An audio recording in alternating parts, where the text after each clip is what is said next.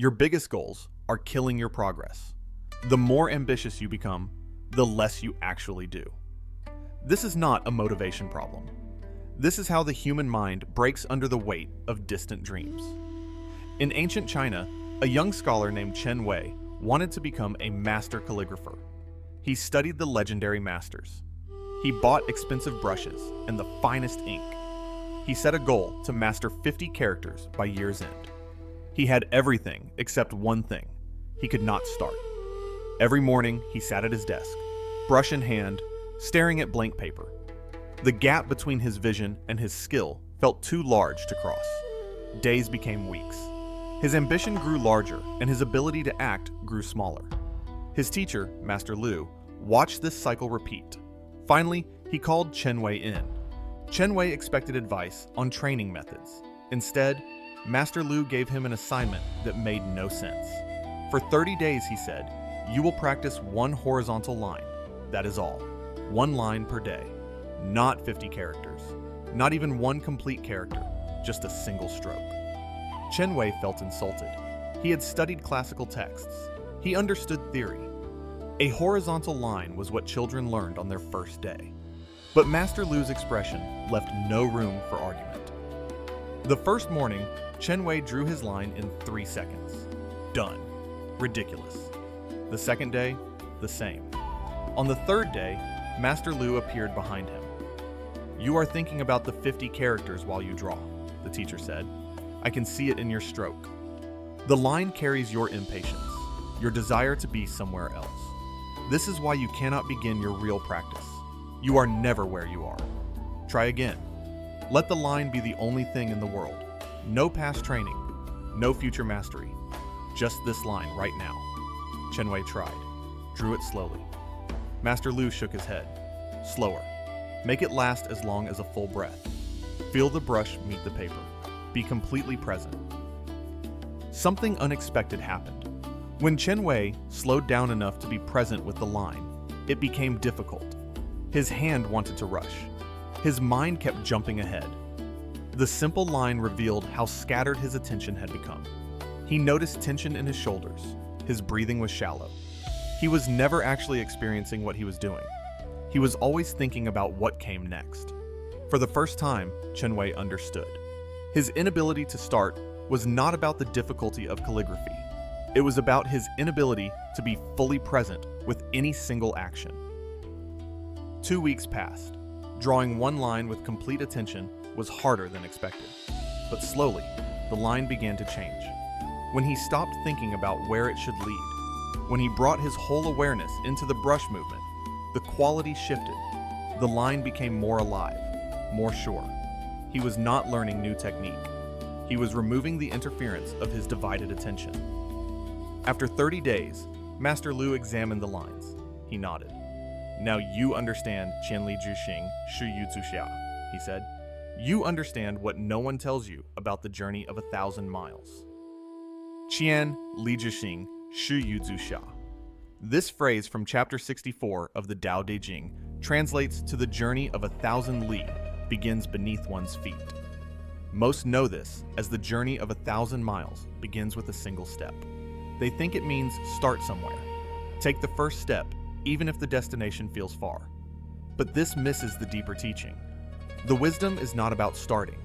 It is about where mastery lives. The step is not the beginning of the journey. The step is the journey.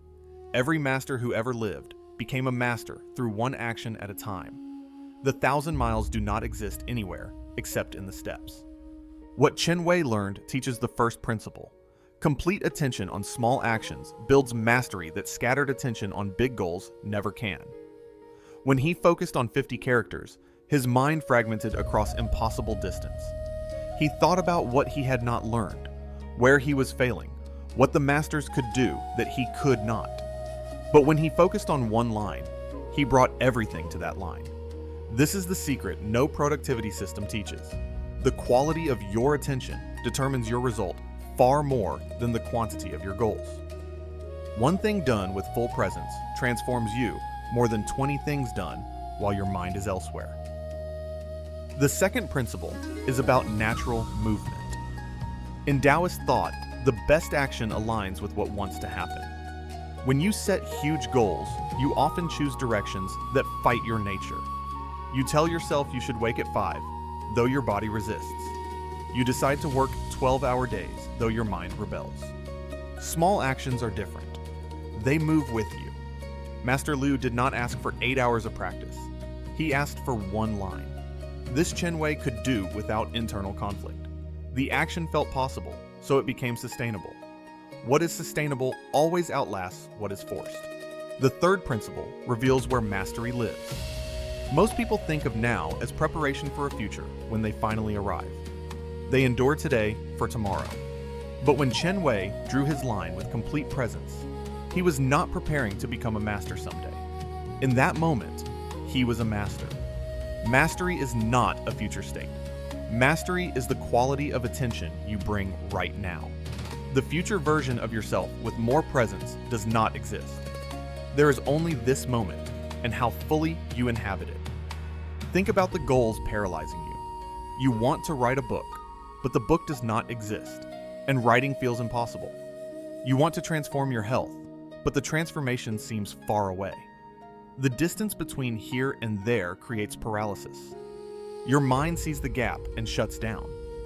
But what if you made the actions small enough to match your actual capacity? Not writing a book, writing one paragraph, not transforming your body, taking one walk today. These actions are small enough to meet with complete presence instead of overwhelm. And presence changes everything. Here's what you do. 1. Write down the goal paralyzing you. Look at it honestly, then put it away. 2. Ask yourself the smallest possible action in that direction. Make it so small it feels embarrassing. That tells you it is right. 3. Today, do only that small action with complete attention. Notice what finishing something fully feels like. 4. Tomorrow, repeat the same small action. Do not make it bigger yet. Let repetition build ease. 5. After 7 days, notice what shifted in how you feel about taking action. That ease is the path revealing itself. The ancient Daoists understood something modern culture forgot. Forcing yourself toward distant destinations creates resistance. Small actions done with complete presence create momentum. The calligraphy masters became masters by bringing full attention to what sat directly in front of them. One stroke, one character, one practice session. The destination was never separate from the walking. Stop trying to leap the distance. Take the step that exists right now. Do it completely. The rest will follow. Write in the comments, I choose the step I can take today. Thank you for watching.